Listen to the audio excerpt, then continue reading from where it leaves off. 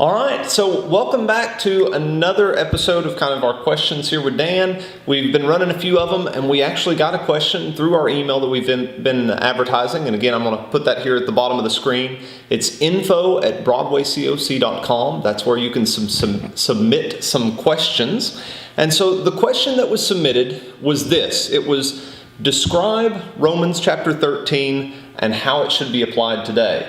Now, for many of you, you probably just went, what's Romans 13? Where is that? Oh, I think I remember what that means. So I'm going to put the text on the screen, pause the video, read through that, and then unpause it when you're finished. And that way you can kind of join in with the thoughts here with Dan and I this time. So first thing part of that was just, how would you describe this first part of Romans chapter 13 to someone?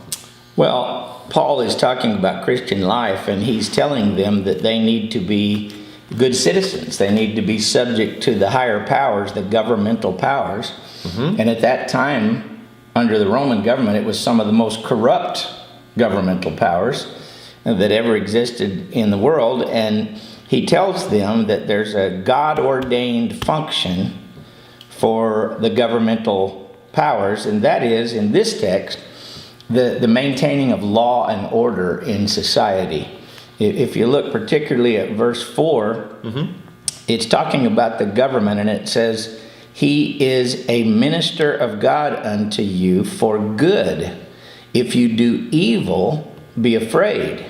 For he does not bear the sword in vain, for he is a minister of God to execute wrath upon the one that does evil." So it's quite interesting that these corrupt governmental powers were called ministers of God. But the way in which they're ministers of God is to keep criminals from doing harm in society and to punish criminals. When he says he does not bear the sword in vain, that's obviously the death penalty.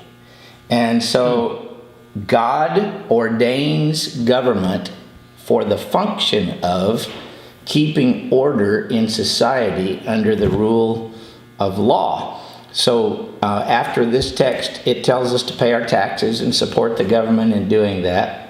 So at least in Romans 13, that's the focus of the text. So as far as how we apply that sort of thing today, like you said, this was written, during kind of the Roman occupation of a lot of different areas of the world. Yeah. And so when people are reading this today, especially a lot of the people that are watching obviously are here in the United States, are we applying this to still kind of the government as a whole, or does this mainly mean like the president, the governor, like the head honcho sort of guy in your governmental structure? Well, it's whatever governing power is in power at the time. That would apply to our president and whatever government officials we have. In fact, in another passage I've got open here, it's 1 Peter chapter 2, verse 13.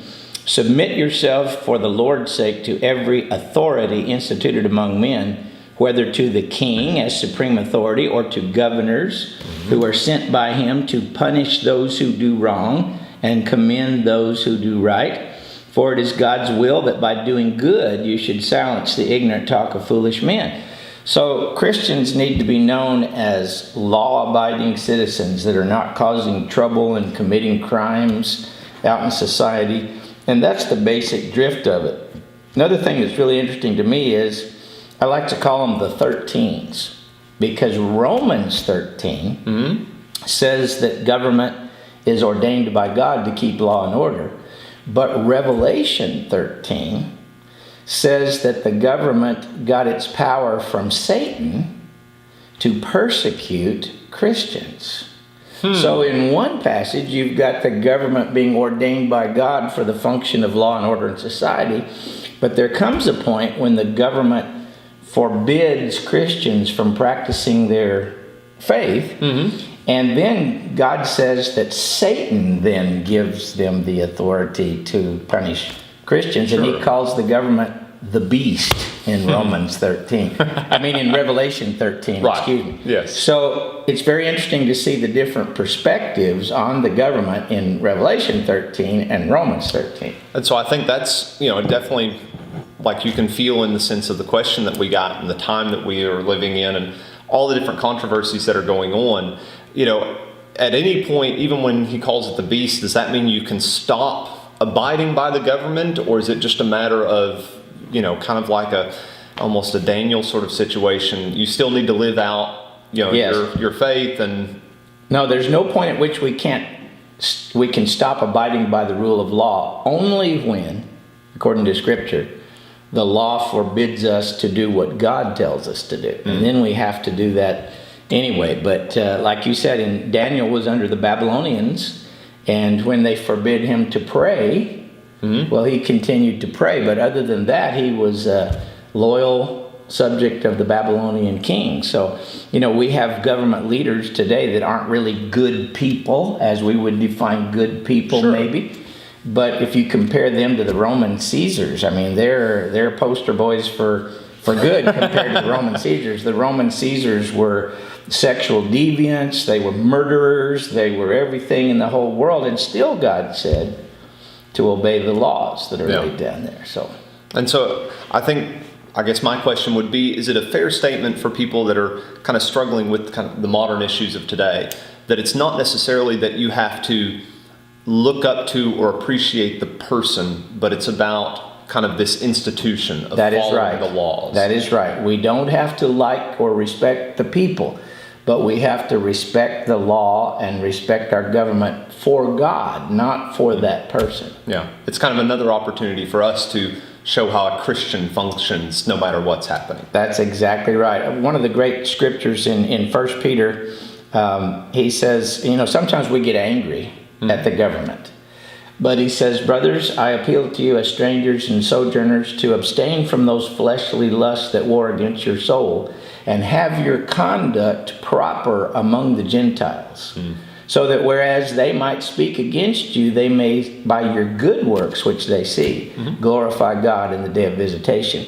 So we can't let our anger or our other things get the best of us. We remember that the world is looking at us to show us a picture of what Christians are supposed to be like. Absolutely. All right. Well, thank you for those thoughts, Dan. And I would encourage you, like you say, like we talked about before, look into these scriptures. If you have further questions on this subject or anything else related to the Christian lifestyle or the Bible or how any of those relate to one another, we encourage you to reach out to us, Facebook, email, website, stop by here, the Broadway Church of Christ, anytime. We're here during the week. And we'd love for you to join us on worship services. Right. We have those 9:30 every Sunday morning. And those are just great opportunities for you to find out exactly how does this, ancient text apply to our lives today. So thanks for watching. Share with your friends and let us know if you have any questions. Bye.